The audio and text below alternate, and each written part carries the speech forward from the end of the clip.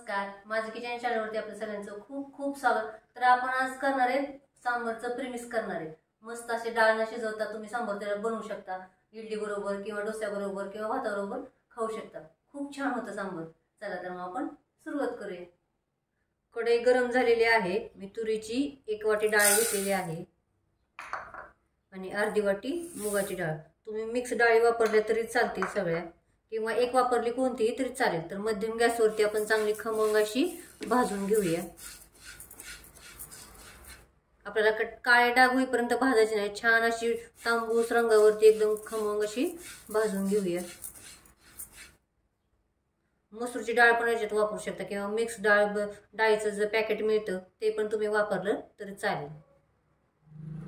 तर डाळ चांगली छान अशी भाजून झालेली आहे। तर आपण एका भांड्यात काढून घेऊया। तर याच कढईमध्ये आपण आता 3 कढीपत्त्याची पानं घेतलीत।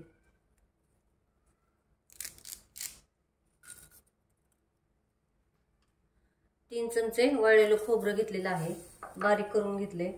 2 चमचे धने, 1 ते 1.5 चमचा जिरे घेतलेले आहे आणि 1 चमचा तांदूळ घेतलेला आहे। तुम्ही डाळीबरोबर तांदूळ भाजलं तरी चालेल। आणि 7 ते 8 मिरे घेतलेले आहेत।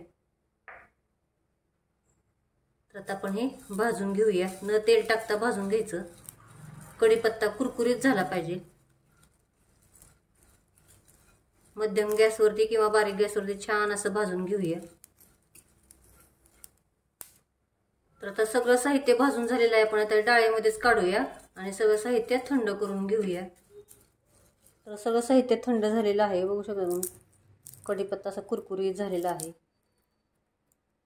तर याच्यात आपण 1.5 चमचा लाल तिखट घेतले काश्मीरी। तुम्ही जेवढं तिखट खाचाल तेवढं तुम्ही वापरू शकता।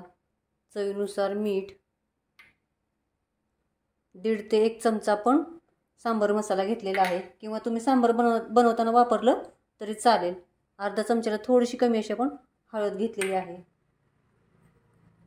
3-4 चिमूट आपण हिंग घेतलेला आहे। तर आता हे सगळं आपण मिक्सरमधनं काढून घेऊया। बारीक रवा असतो तसं काढूया, किंवा त्याच्यापेक्षा बारीक पावडर केलेली तरी चालेल। मिक्सरचं भांडं हे कोरडं वापरा। तर आता आपण मिक्सर बंद चालू करून काढून घेऊया। जर जास्त वेळ मिक्सर चालवला तर पावडर याची गरम होऊन ओलसर बनेल। तर त्यामुळे आपण मिक्सर बंद चालू करून मोडमध्ये बारीक याची पावडर बनवून घेऊया, किंवा रवाळ बनवून घेऊया। तर बघू शकता तुम्ही अशी पावडर बनवून घेतलेली आहे आपण। तर राहिलेले पण आपण अशीच करून घेऊया। तर आता आपण प्रीमिक्सचं सांबार बनवून बघूया। तर आता आपण गॅस चालू केलेला आहे, कढई ठेवलेली आहे। तर गॅस एकदम मध्यम केलेला आहे। त्याच्यात आपण 2 ते 3 चमचे तेल टाकूया। सांबारला काही तरी येत नसती, तर आपण 3 चमचे फक्त तेल टाकूया।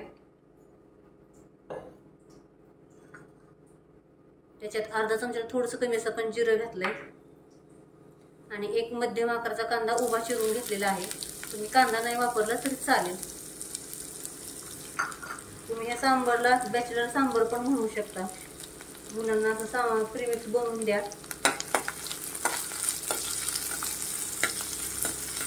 तुम्ही शेवगा, शेंग, बटाटा किंवा भोपळा या सांबारमध्ये वापरू शकता। मी कांदा आणि टोमॅटो वापरणार आहे। तर कांदा आपण चांगला भाजून घेऊया।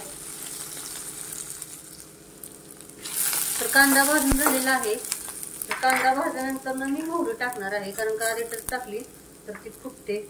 तर अर्धा चमच्याला थोडीशी कमी अशी आपण आलं लसणाची पेस्ट टाकणार आहोत आणि अर्धा टोमॅटो।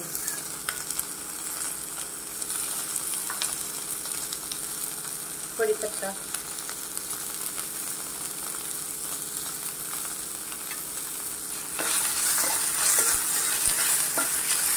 टोमॅटो फक्त सॉफ्ट होऊन देऊया, थोडंसं मऊ होऊन देऊया।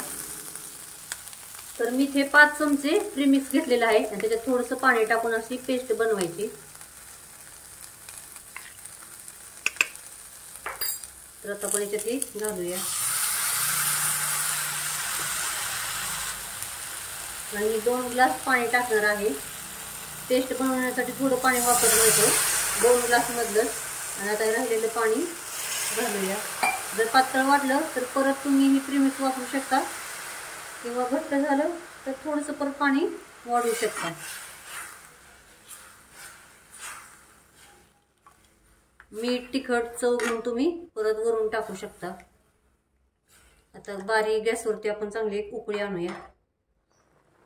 तर सांबारला उकळी आलेली आहे, आपण मध्यम गॅस केलेला. आता एकदम बारीक करूया. त्याच्यावरती कोथिंबीर, बघू शकता तुम्ही किती छान असं घट्ट असं कणी सांबार झालेलं आहे आपलं, बघू शकता तुम्ही.